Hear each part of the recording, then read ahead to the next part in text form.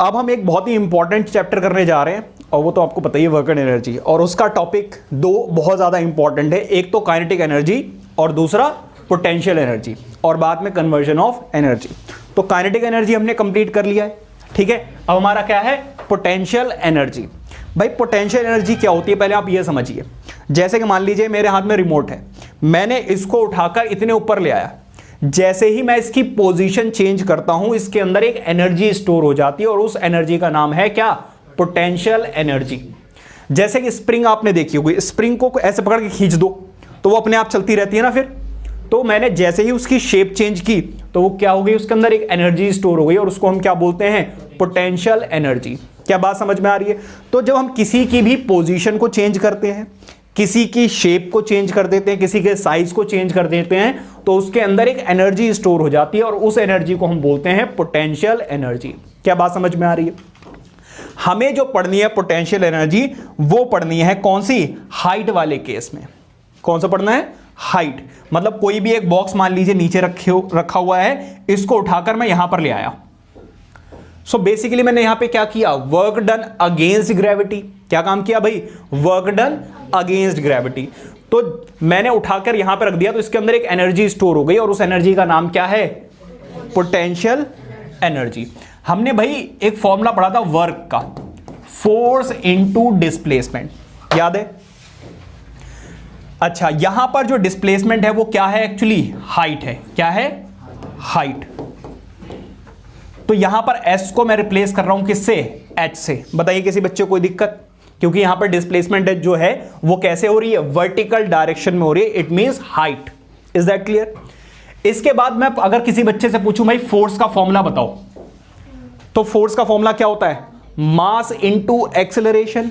हां जी भाई, क्या होता है, मास इनटू एक्सेलरेशन। लेकिन यहां पर जो एक्सेलरेशन होगा वो किसकी वजह से होगा, ग्रेविटी की वजह से होगा। तो ये होगा एक्सेलरेशन ड्यू टू ग्रेविटी। तो मैं फोर्स की जगह पर लिख सकता हूं क्या, mg। और वर्क क्या होती है हमारी, एनर्जी होती है। और ये कैसी एनर्जी है, पोटेंशियल एनर्जी। तो भाई पोटेंशियल एनर्जी का फॉर्मूला बन गया क्या, mgh। mgh, ठीक है, mdh से याद रखिए, mgh। जैसे अगर कोई इंसान है, अगर कोई जगह, अगर यहाँ पे कोई खड़ा है, उसका वो कहीं और चला गया, हाइट पे आप जैसे कि स्टेयर्स पे चढ़ के ऊपर चले गए तो आपके अंदर भी एक एनर्जी स्टोर हो जाएगी और उसका नाम क्या है, पोटेंशियल एनर्जी। क्या बात समझ में आ गई। तो ये है जी हमारा फॉर्मूला पोटेंशियल एनर्जी का, mgh। काइनेटिक एनर्जी का क्या फॉर्मूला था, हाफ mv², और पोटेंशियल एनर्जी का क्या है, mgh। क्या बात समझ में आ रही है। सारी चीजें लिखी हुई हैं पहले। वेक्टर क्वांटिटी है एनर्जी में, तो यहां पे स्केलर लिखा हुआ। एक मिनट रुक जाओ, एक मिनट रुक जाओ जरा। दी एनर्जी, अरे भाई एनर्जी की स्पेलिंग गलत हो गई, एन आएगा यहां पर, ठीक है। मैं कट कर देता हूं इसको। एनर्जी ये क्या है भाई, डेफिनेशन पढ़िए। डेफिनेशन अगर आपसे पूछा है व्हाट इज पोटेंशियल एनर्जी, तो कुछ बच्चे फॉर्मूला लिख के आ जाते हैं। भाई फॉर्मूला नहीं लिखना, डेफिनेशन अलग चीज है, फॉर्मूला अलग चीज है। Are you getting my point. तो डेफिनेशन अगर आपसे पूछेंगे तो आप क्या लिखोगे, जरा ध्यान दीजिए। The energy possessed by a body due to its position और चेंज इन शेप। या तो उसकी पोजीशन चेंज कर दो या उसकी शेप चेंज कर दो, जैसा कि मैंने स्प्रिंग वाला एग्जांपल दिया आपको, ठीक है। तो क्या होगा, इसको हम क्या बोलते हैं, is known as potential energy. So energy possessed by a body due to its position और change in shape is known as potential energy. किसी बच्चे कोई दिक्कत, बॉडी की शेप कैसे चेंज हो सकती है। अरे स्प्रिंग की बात की ना अभी। स्प्रिंग जो होता है अगर आप उसको खींचोगे तो उसकी शेप चेंज नहीं हो जाएगी। बॉडी सिर्फ हमारी नहीं होती है, हर एक चीज की बॉडी है जो भी आसपास दिख रहा है। हाँ जी, पोजीशन से पहले भी चेंज इन लगना चाहिए ना। हाँ हाँ, due to change in position, due to change in its position और change in shape is known as potential। अब जरा देखिए एग्जाम्पल क्या है, a watch hanging on a wall has potential energy। भाई आपने क्या किया, वॉल पे वॉच लगा दी, ठीक है, तो उसके अंदर क्या हो जाएगा, पोटेंशियल एनर्जी स्टोर हो जाएगी, ठीक है। नेक्स्ट देखिए, पोटेंशियल एनर्जी जो है वो बेसिकली 3 टाइप्स की है। There are 3 types of potential energy. Spelling,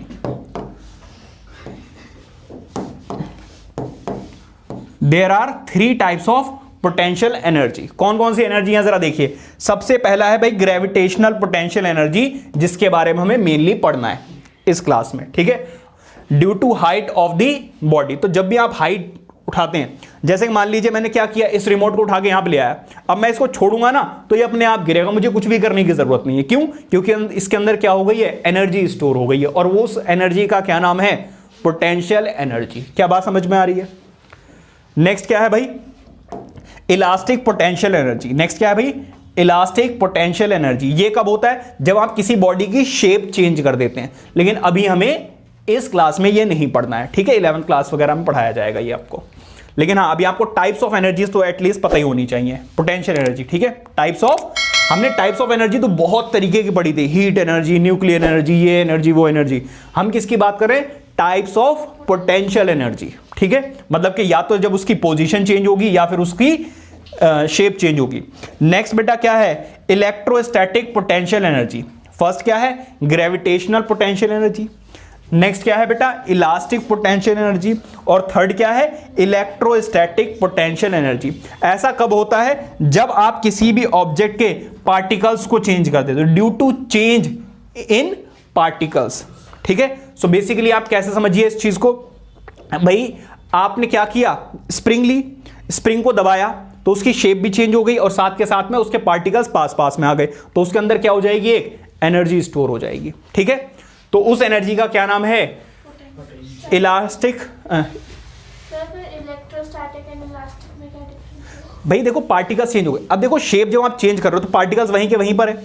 जैसे कि आप बलून में क्या करो, हवा भर दो तो उसके पार्टिकल्स एक जगह से दूसरी जगह शिफ्ट हो गए, ठीक है। तो पार्टिकल्स की शेप को क्या कर दिया आपने, पोजीशन को चेंज कर दिया, तो उसके अंदर क्या हो गई, एक एनर्जी स्टोर हो गई, ठीक है। तो इसको हम क्या बोलेंगे, इलेक्ट्रो। वैसे आपको ना ये पढ़ना है ना ये पढ़ना है, आपको सिर्फ क्या पढ़ना है, ग्रेविटेशनल पोटेंशियल एनर्जी, ठीक है। मैं ऐसे बोलूंगा। हाँ जी। Examples of potential energy. Examples क्या हैं भाई, जरा देखिए। Water stored in dam has potential energy due to its position. आपने कभी डैम्स वगैरह देखे हैं जहां पे बहुत ज्यादा पानी स्टोर करके रखते हैं, तो वो काफी हाइट पे होता है।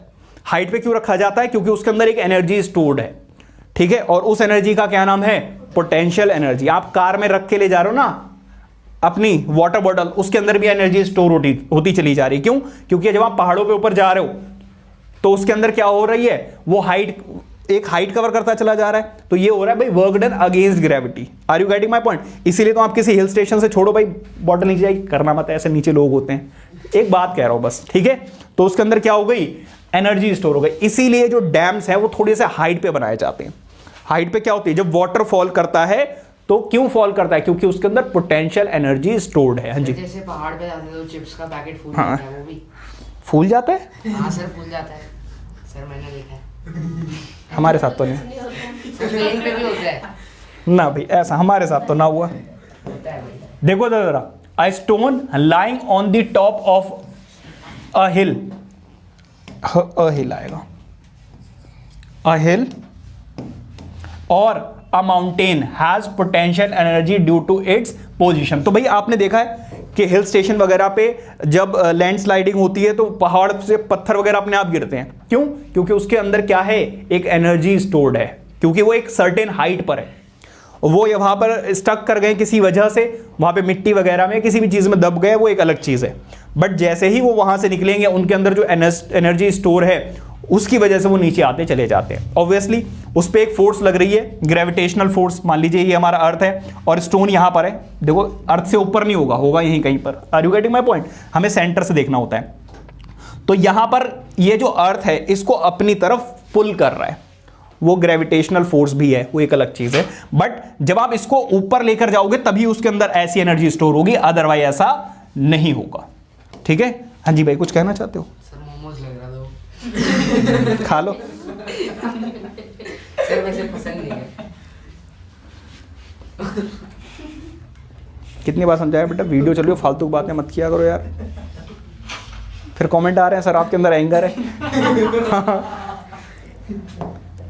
देखो इधर जरा, a stretched or compressed spring has potential energy due to its change in shape। ठीक है, तो आप क्या कीजिए भाई, एक स्प्रिंग लीजिए, मान लीजिए भाई ये एक स्प्रिंग है, अगर आपने क्या किया, इसको पकड़ा और खींच दिया तो ये कैसी हो जाएगी, ये ऐसी हो जाएगी, नहीं हो जाएगी। और अगर आपने इसको कंप्रेस कर दिया तो फिर ये ऐसी हो जाएगी। ठीक है, सो बेसिकली आपने यहां पे क्या कर दिया, दोनों ही केसेस में इसको स्ट्रेच किया तब भी इसकी शेप चेंज हो गई, और इसको कंप्रेस किया तब भी इसकी शेप चेंज हो गई। Are you getting my point? तो इसके अंदर भी क्या हो जाती है, एनर्जी स्टोर हो जाती है, क्योंकि अब आप इसको जब छोड़ोगे ना भाई, आपने स्ट्रेच किया और छोड़ दिया, फिर ये क्या होगा, थोड़ी देर तक मूवमेंट करती रहेगी। क्यों? क्योंकि इसके अंदर क्या स्टोर हो गई है, एनर्जी, और उस एनर्जी का क्या नाम है, पोटेंशियल एनर्जी। ठीक है, अब ये सोच रहा घर पे जाके डांट खानी पड़ेगी, उस टेंशन में ये पढ़ाई पे ध्यान नहीं दे रहा है? ध्यान तो पढ़ाई पे। When spring is stretched or compressed, work is done on it। So basically आपने क्या किया, जब कंप्रेस किया या फिर उसको स्ट्रेच किया तो उसके ऊपर आपने वर्क डन किया, जिसकी वजह से वो काम कर रहा है। ठीक है, अब जरा ध्यान दीजिए, this work done is stored as potential energy. जब आप उसके ऊपर वर्क डन करते हो, आपने कंप्रेस किया तो आपने वर्क डन किया, अब वो वर्क डन जो आपने किया वो उसके अंदर एनर्जी स्टोर्ड हो गई, और उस स्टोर्ड एनर्जी को ही हमने क्या नाम दिया, पोटेंशियल एनर्जी। ठीक है, next, a wound spring of a watch has potential energy due to its change in shape। आपने देखो देखा ऐसे चलती रहती है, टिक टिक टिक टिक टिक टिक टिक टिक, है ना। तो आप क्या करते हो, एक साइड में, अब तो देखो डिजिटल आ गई है वॉचेस, पहले ऐसे आप उसको टाइट करते थे, हाँ इसमें तो कहते हैं चाबी भर देते हैं, तो आप क्या करते हैं, उसको टाइट कर देते हो तो उसके अंदर एक एनर्जी स्टोर हो जाती है, फिर वो उस एनर्जी को यूज करता है, और वो जो ये मिनट हैंड वगैरह एंड आवर हैंड्स होते हैं वो चलती रहती हैं। ठीक है, तो इसकी ये भी किसकी वजह से हो रहा है, पोटेंशियल एनर्जी की वजह से ही हो रहा है। अब जरा ध्यान दीजिए, a stretch bow and arrow has potential energy due to its change in shape. आपने भाई महाभारत तो देखी होगी, अर्जुन खींच के मारते हैं बाण, हैं, तो भाई क्या होता है, जब आप धनुष चलाते हो तो उसमें एक ऐसे धागा सा बंधा रहता है, क्या बोलते हैं उसको मुझे नहीं पता, हाँ स्ट्रिंग वगैरह जो भी है। तो जब आपने उसको खींचा तो बेसिकली आपने क्या किया, उसकी शेप चेंज कर दी, और उस, क्या कहना चाह रहा हूं जरा मैं, आप देखिए भाई, मान लीजिए यह है धनुष, थोड़ी देर के लिए मान लो भाई, होता तो नहीं है ऐसा, वो डिजाइन बनाते हैं, जब आपने उसको खींचा, ये होता है धागा यहां पर, ठीक है ऐसे, जब आप इसको खींचते हो तो कुछ ऐसा हो जाता है। सो बेसिकली आपने क्या किया, शेप चेंज कर दी। क्यों? क्योंकि इसमें क्या लगा दिया भाई आपने, एरो लगा दिया ऐसे, तो जो आपने शेप चेंज की तो इसके अंदर एक एनर्जी स्टोर हो गई, और जैसे ही आपने इसको छोड़ा तो इस पूरी एनर्जी किसके अंदर आ गई, इस एरो के अंदर, और इस एनर्जी को लेकर ही ये आगे मूव कर जाता है। क्या बात समझ में आ रही है? तो यहां पर भी किसका कॉन्सेप्ट यूज हो रहा है, पोटेंशियल एनर्जी का। ठीक है, नेक्स्ट,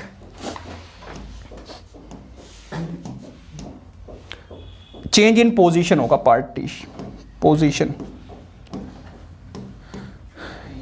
ये भाई पार्टिकल्स नहीं, पोजीशन,